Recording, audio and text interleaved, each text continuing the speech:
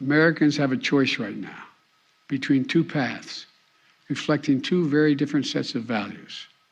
My plan attacks inflation and grows the economy by lowering costs for working families, giving workers well-deserved raises, reducing the deficit by historic levels, and making big corporations and the very wealthiest Americans pay their fair share.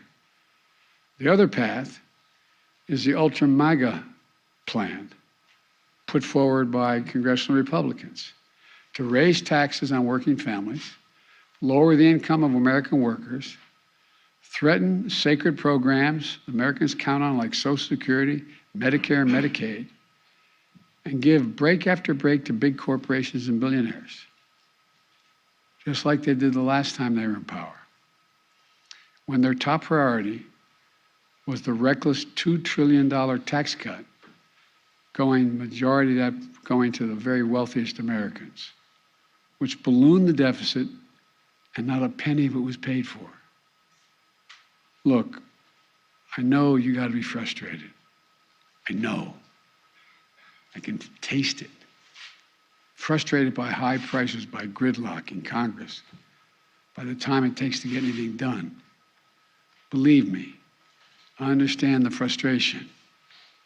But the fact is, congressional Republicans, not all of them, but the MAGA Republicans are counting on you to be as frustrated by the pace of progress, which they've done everything they can to slow down, that will hand power over to them and so they can enact their extreme agenda.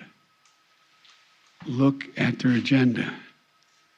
We'll put up on a webpage somewhere, I think I can do this, the Scott Plan. It's in writing.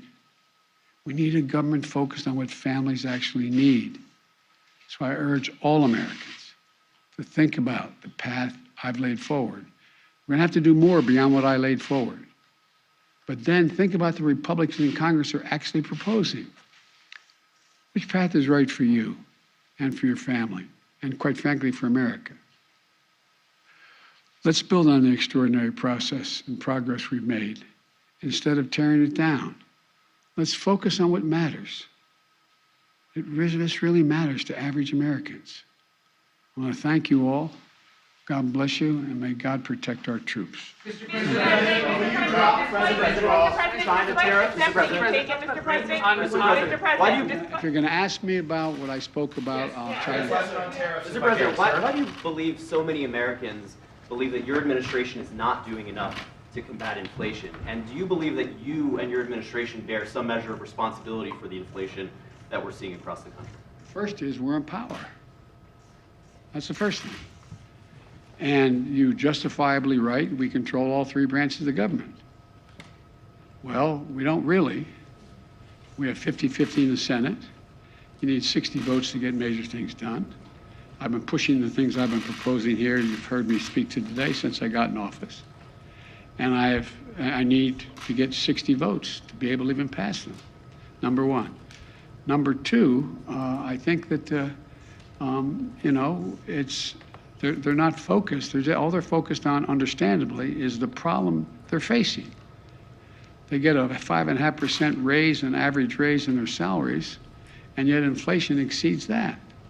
And they look around the world, and they know that a lot of it's extremely complicated. And so they're frustrated, and I don't blame them. I really don't blame them. There's a lot we have to do. But you know as well, I shouldn't say you, I think what I have to do is explain in simple, straightforward language what's going on. Like, the reason why 30% of the inflation last year is because automobiles cost more. Why'd they cost more? They couldn't get the computer chips to make them. People were making a lot more money. They wanted to buy the automobiles, they couldn't buy them because the costs went up so high because there were so few of them. The same way this year. The reason why prices are up. They understand, but they don't. Look, most people, the vast majority of Americans are hoping that their government just takes care of their problem and they don't have to think about it in detail at the kitchen table or at the dinner table. And that's understandable no matter what their background. But right now, it's confusing. There's a war in Ukraine, and they're scratching their heads like, what the heck is Russia doing? Should we be helping? They think we should be helping the innocent Ukrainians. But what impact does that have? Do you think the average person, whether they have a PhD or they have any other job, sits and thinks, wow, there's thousands of tons of grain in elevators in Ukraine that can't get out. And Ukraine's one of the biggest producers of corn and wheat. I wonder whether that's the reason my prices are up. Do you take any responsibility for the inflation in this country? Do you take any responsibility for your policies? I think our policies help, not hurt. Think about what they say. The vast majority of the economists think that this is going to be a real tough problem to solve, but it's not because of spending. We've brought down the deficit. The bottom line is, how much does America owe? How much in the hole are we going? We're reducing that. Today you have retail gasoline prices and diesel prices at record highs. Yes. Yet you have yet to ask Americans to consume less. You're a train guy. Have you ever thought of your administration asking Americans to drive less, to take public transport? Well, if you ever raised a family like mine, you don't have to tell them. They're doing everything in their power to figure out how not to have to show up at the gas pump. That's why, for example, one of the things that's going to help a lot, but it's going to take time, is our infrastructure bill. The truth is, they don't have that many options in terms of transportation around the country right now. If you live in the Northeast Corridor, you do. If you're driving back and forth between Baltimore, Washington, New York, et cetera. But you don't have many choices. You don't have a whole lot of choices to deal with other aspects of transportation in terms of local transportation.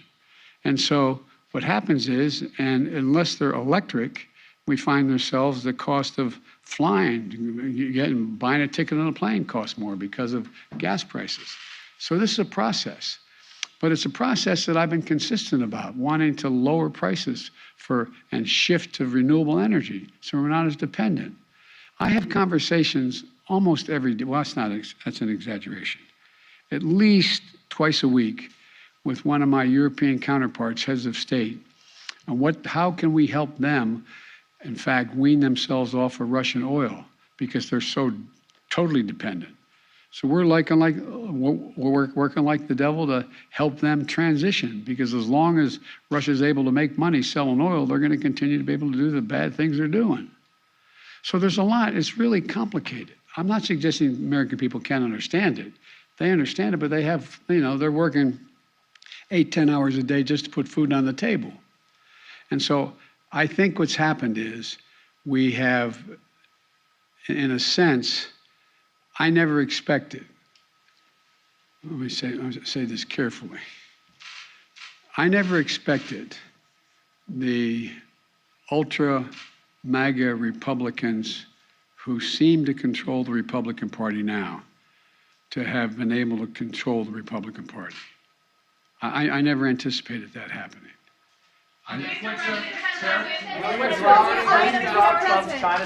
Mr. President, a year ago, the administration was saying that inflation was transitory. That's obviously not the case now. How long do you think it will be until we see prices coming down? I'm not going to predict that. It ranges depending on which economists you're talking to by the end of this year, and some say it's going to increase next year. But there's others say by the end of this year you're going to see it come down, by the calendar year. I don't know, but I know what we have to do to make sure that we can bring it down. China tariffs? Will you drop Trump's China tariffs? Do you support any restrictions on abortion, or what limits do you believe there should be, as the Senate is because I want the story to be about inflation. You called out Rick Scott a little while ago in your remarks. Earlier today, anticipating your remarks, he said, and I'm just quoting here, that the best thing, most effective thing Joe Biden can do to solve the inflation crisis he created is resign. He's the problem.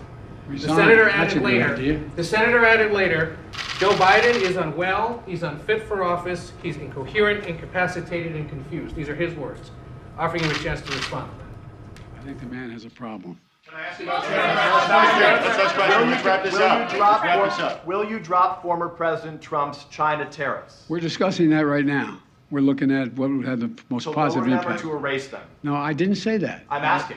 I'm telling you, we're discussing it, and no decision's been made on it. Thank you all very much. That's enough. Thank you. Thank you, Mr. guys. President, That's a how long wrap. should Americans be Thank you prepared all. to pay this much at the pump? Are you concerned about a All right, guys, recession, let's move Mr. out. President? If you enjoyed this video, hit like and subscribe to our channel so you'll be sure to see similar videos from Blaze TV with the added bonus of signaling YouTube that your voice and opinion still matters.